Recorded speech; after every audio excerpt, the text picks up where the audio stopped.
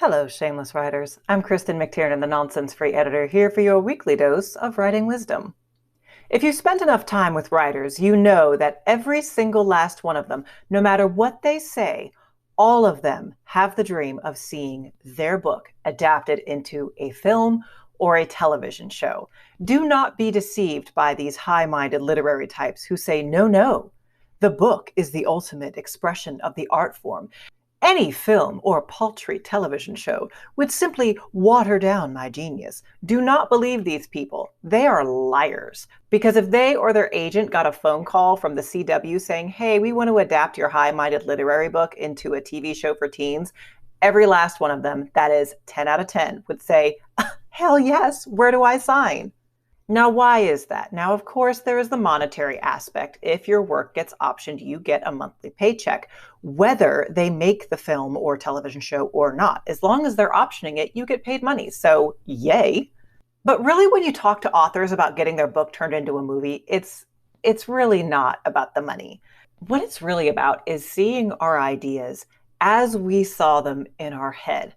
That's why authors can get so very upset about things like casting and budget for the movie version of their books, a la Anne Rice. And when you look at just how many books are gracing our silver screen, you might think this is a relatively easy process.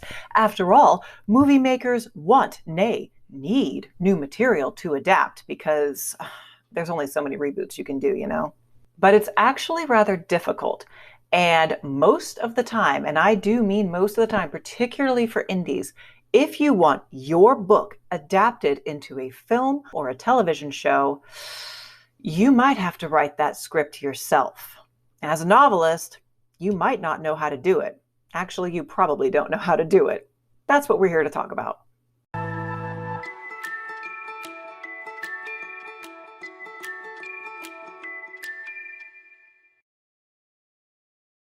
There are a few key differences to keep in mind when you're converting your novel into a screenplay. The first of those is format.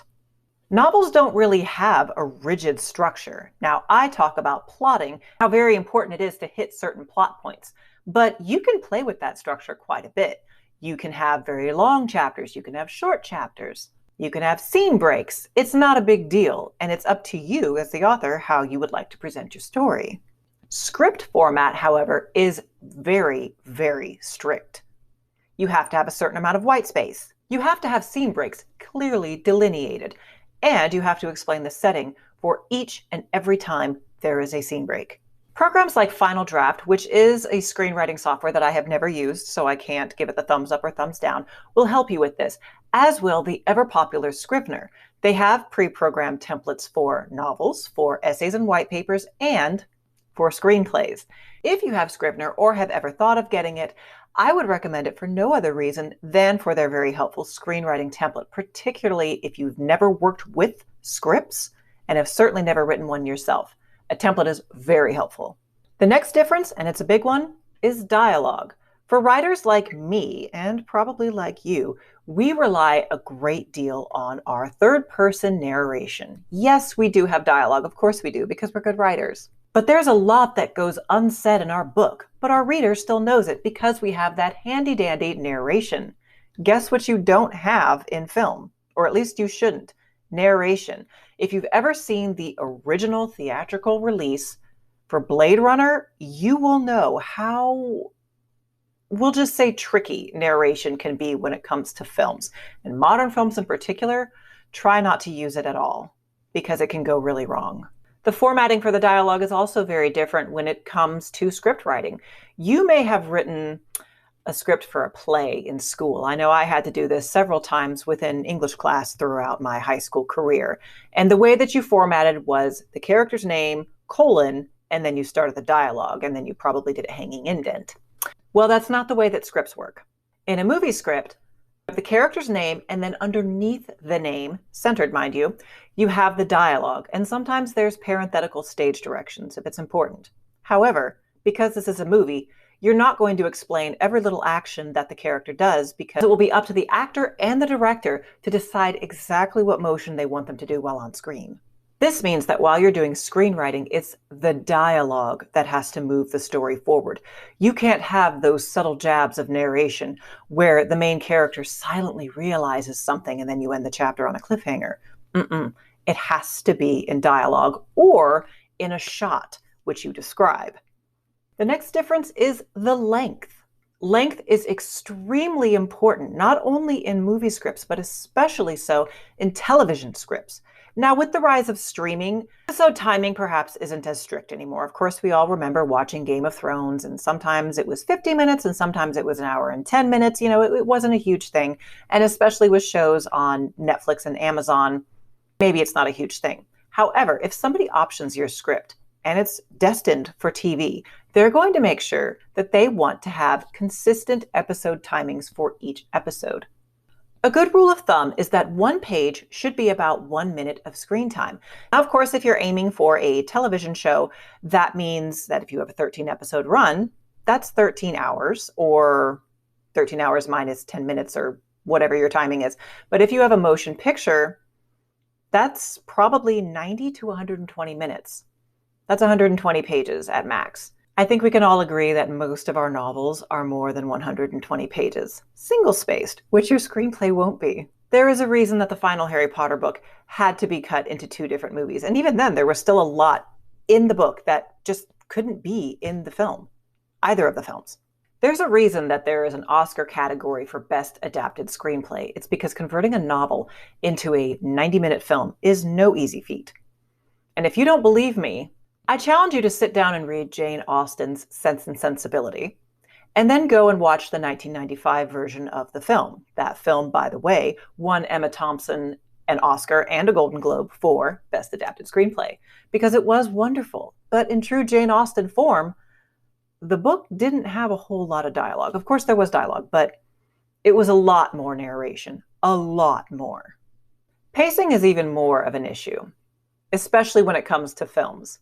Unlike a television show, which unfolds slowly over a series of weeks, you just have one shot at a movie, and particularly if it's a streaming service that picks up your film, if you don't get the pacing right, they'll just turn it off, and that's bad news for your viewing numbers. The next thing to keep in mind is tense. Scripts are always, not sometimes, always in present tense.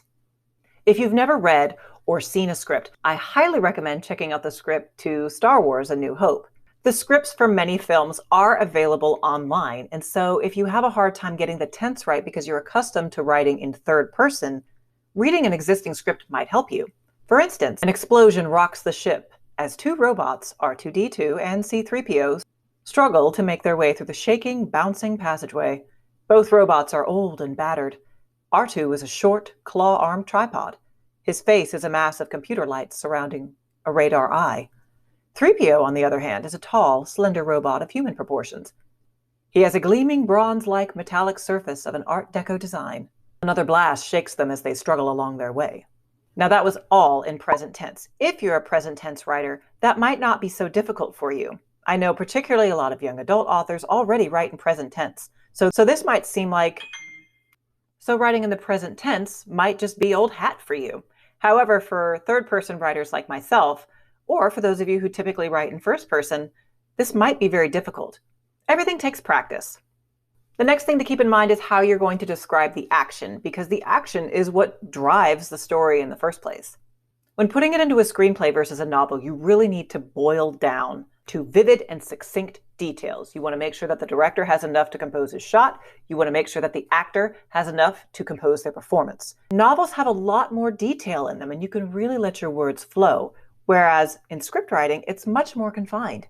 Whereas in a novel, you might go to great lengths to describe the surroundings, the pasture lands, the way it smells, the way the character's clothing clings to them because it rained earlier that day and the clothes hadn't quite dried.